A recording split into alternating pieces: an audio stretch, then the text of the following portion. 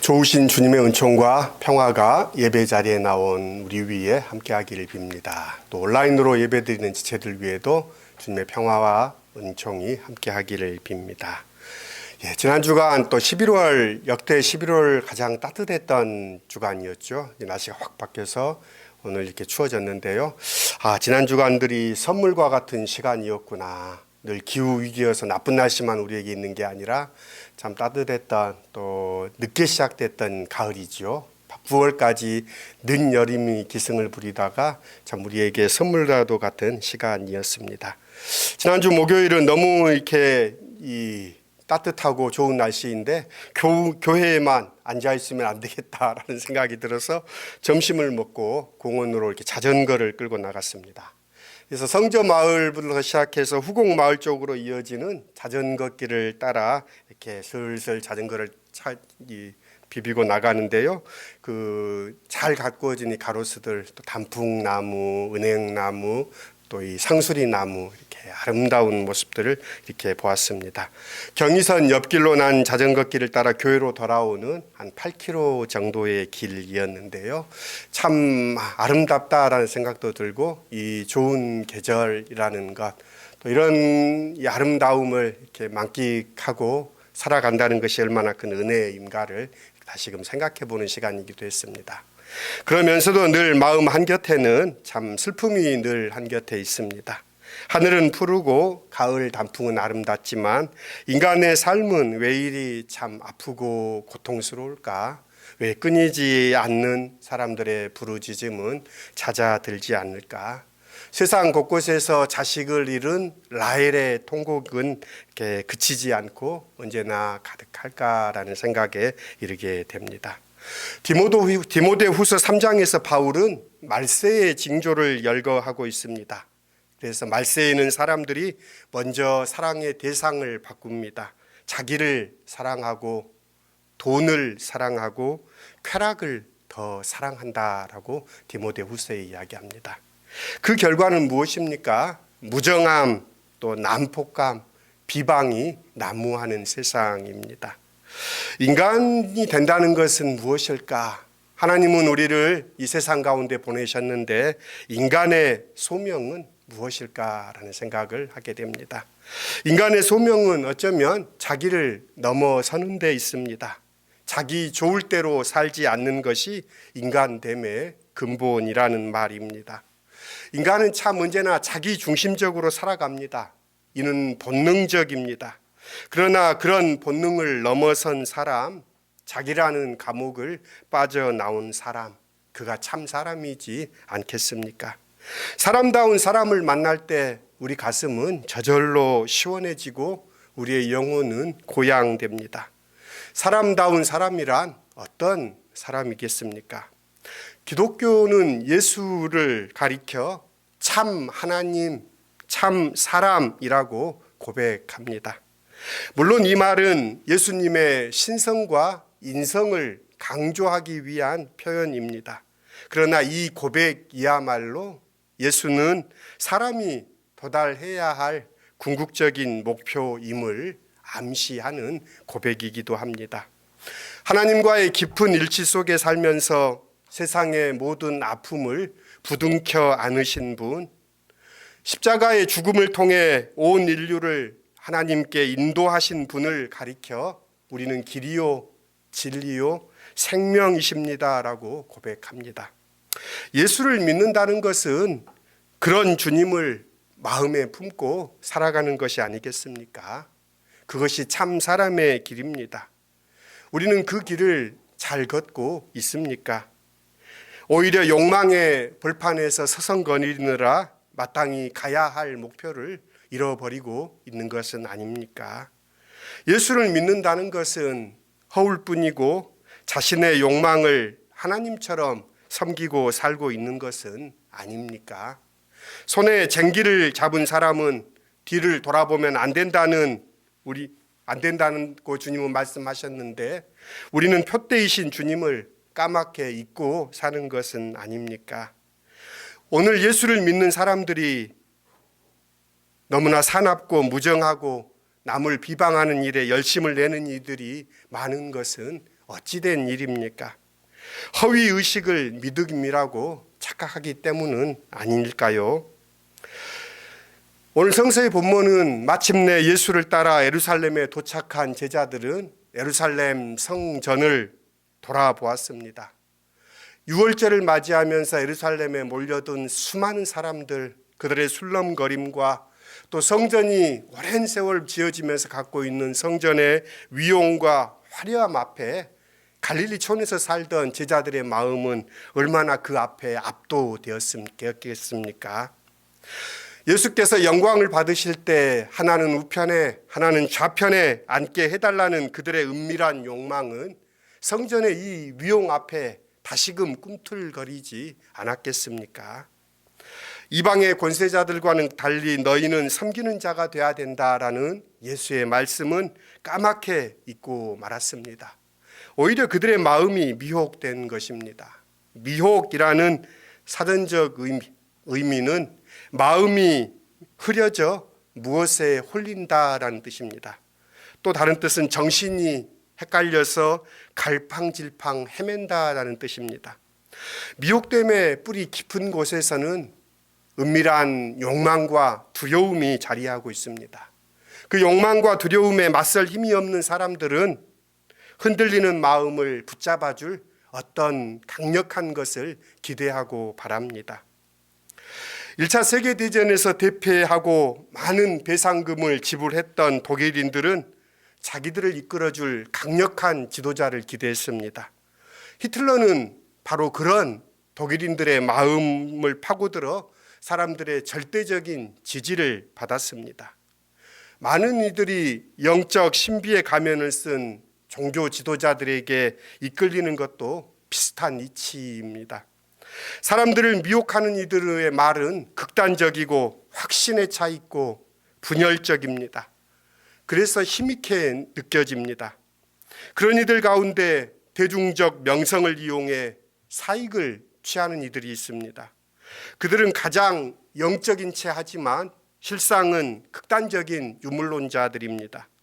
돈으로 사람을 움직일 수 있다고 생각하고 실제로 자기 목적을 위해 돈을 끌어모읍니다.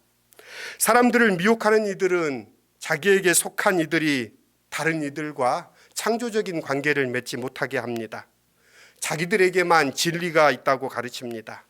그곳에서 벗어나는 순간 불행한 일이 일어날 수 있다고 말하기도 합니다. 반사회적인 태도도 조장합니다. 악마의 그늘입니다. 미혹하는 영들을 경계해야 합니다. 예수님은 사람들을 오도하는 이들을 보면서 분노하셨습니다. 사람들이 미혹당하는 까닭은 자기 속에 그런 은밀한 욕망과 힘에 대한 추종하는 마음이 있기 때문입니다. 모든 유혹은 어쩌면 이미 우리 속에 싹트는지 모릅니다. 마귀는 참으로 그 틈을 기가 막히게 알아차립니다. 마귀는 우리 안에 숨겨진 욕망을 부추기기도 하고 우리 속에 뿌려진 두려움의 씨앗을 발화하도록 합니다. 우리가 미혹자에게 넘어지지 않으려면 자족하는 마음을 연습해야 하고 우리를 사랑하시는 주님께 우리의 삶을 전적으로 맡겨야 합니다. 과도한 욕망과 두려움이야말로 어쩌면 미혹하는 자가 우리 속에 들어오는 틈이기 때문입니다. 소유나 이익의 관점에서 세상을 바라보는 일을 그만두지 않는 한 우리는 늘 그 미혹자의 그늘에서 벗어나기 쉽지 않습니다. 이익과 손해를 계산하는 마음에 사로잡히는 순간 단순한 사랑은 불가능해집니다. 헌신은 말도 안 되는 소리가 됩니다. 자기애에 사로잡힌 이들일수록 다른 이들과 허심탄회한 관계를 맺지 못합니다.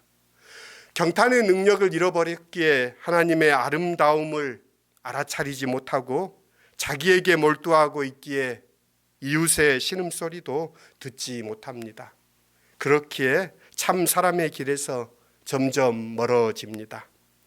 바울 사도는 우리에게 말합니다. 여러분은 자기가 믿음 안에 있는지를 스스로 시험해보고 스스로 검증해 보십시오. 여러분은 예수 그리스도께서 여러분 안에 계시다는 것을 알지 못합니까? 모른다면 여러분들은 실패자입니다. 우리는 믿음 안에 있습니까? 그리스도 안에 있습니까? 깨어 있습니까? 깨어 있다는 것은 매 순간 하나님의 뜻 안에 머물러 그분의 뜻을 수행한다는 의미입니다. 실상 우리는 잠들어 있을 때가 더 많습니다. 그러나 살다 보면 예기치 않는 일들이 일어나 우리의 삶의 안온함을 깨뜨릴 때가 있습니다. 홀로 그 문제를 풀 수 없을 때, 그때야 비로소 우리는 하나님 앞에 엎드립니다. 절박하게 도움을 간청합니다. 어떻게 보면 시련은 우리를 하나님께로 더욱 비끄러매는 끈이 되기도 합니다. 시련이 좋다는 말은 절대 아닙니다. 시련을 시련으로 맞아들이면 우리의 영혼은 피폐해집니다. 그러나 그것을 통해 하나님의 마음에 더 깊이 접속한다면 그 시련은 복이 됩니다. 그러나 그것을 통해 하나님께 우리는 더 가까이 가야 합니다. 야복 나루에서 하나님의 사자와 밤새 씨름한 야곱은 엉덩이 뼈가 탈골되고 난 부상을 입었지만 이스라엘이라는 새로운 이름을 얻습니다. 그는 자기의 경험과 지성을 의지하는 사람이 아니라 하나님의 뜻을 품는 사람으로 거듭났습니다. 그러나 한 번 그런 경험을 한다고 해서 야곱의 삶이 완전히 달라졌던 것은 아닙니다. 하나님을 기뻐하는 마음이 우리에게 있다면 우리 안에 있는 그 유혹의 버릇에서 미끄러지기 일쑤입니다. 어거스틴은 회심 이후에 새로운 삶으로 나아가려는 그의 경험을 적고 있습니다. 내가 사귀어오던 옛날의 헛된 일, 어리석은 일들이 내 육체의 옷자락을 붙들고 소곤대곤 하는 것입니다. 우리를 버리고 갈 텐가? 또 이제부터는 그대와 있기를 영원히 그만이란 말인가? 이제부터 이것도 저것도 영영 그대에게 당치 않는 말인가? 이렇게 유혹한다고 이야기합니다. 우리는 하나님께 모든 것을 온전히 맡기겠다고 말하지만 하나님의 청구서를 받을 때마다 갖은 핑계를 대며 주님의 요구를 외면합니다. 시간도 물질도 아까워합니다.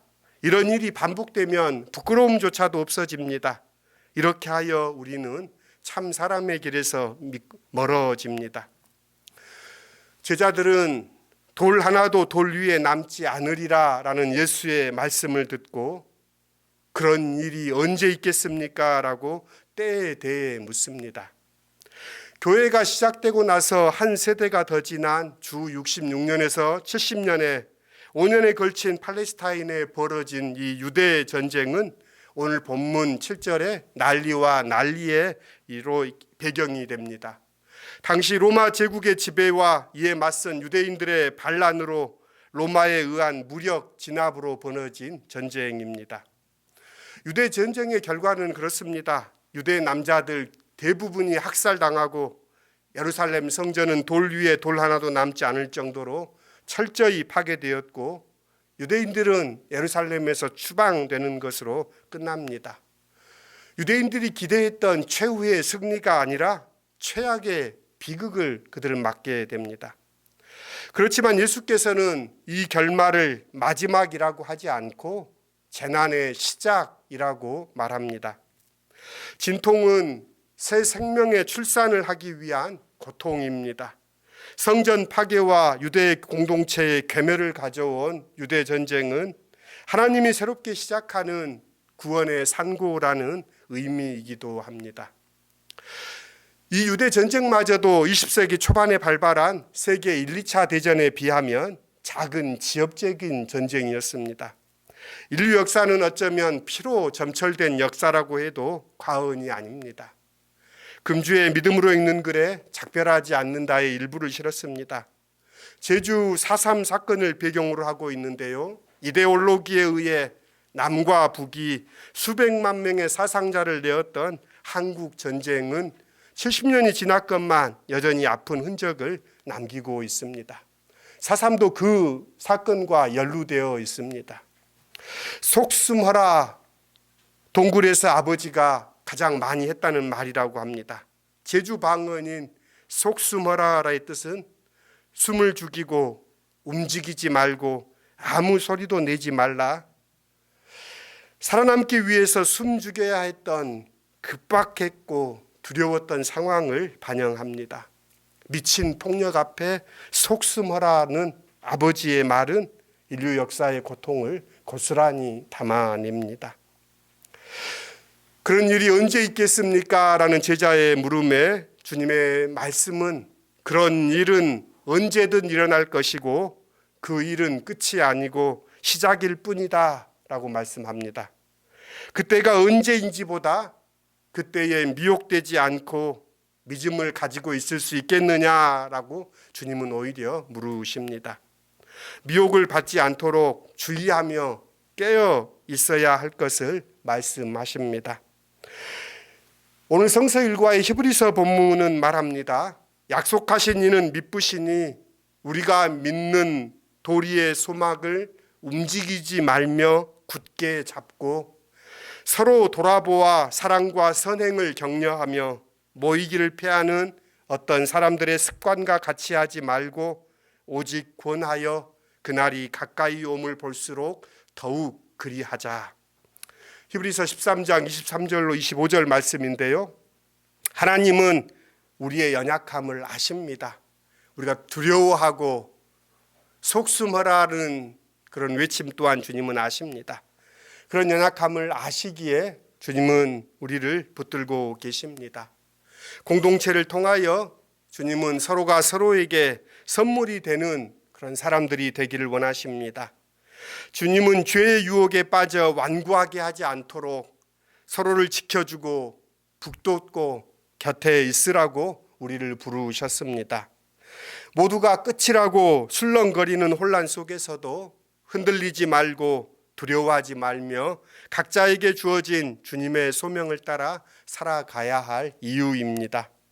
동시에 마지막을 운운하는 말에 동요하지 않으면서도 마지막이 있음을 직시하며 사는 우리가 되십시다.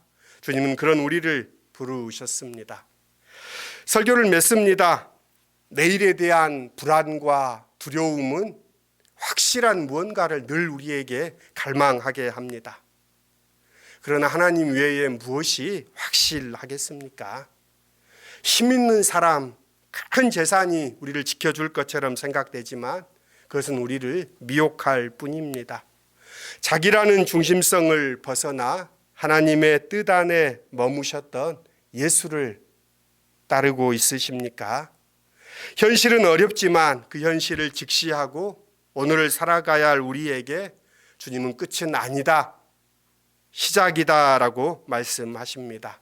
좋으신 주님의 은총 안에 교회에게 마지막을 향해 가는 이때에 다시금 주님의 뜻 안에서 그 날이 옴을 볼수록 서로 격려하고 사랑으로 선행을 격려하며 믿음 안에 굳건히 서는 시온의 지체들이 되실 수 있기를 주님의 이름으로 축원합니다.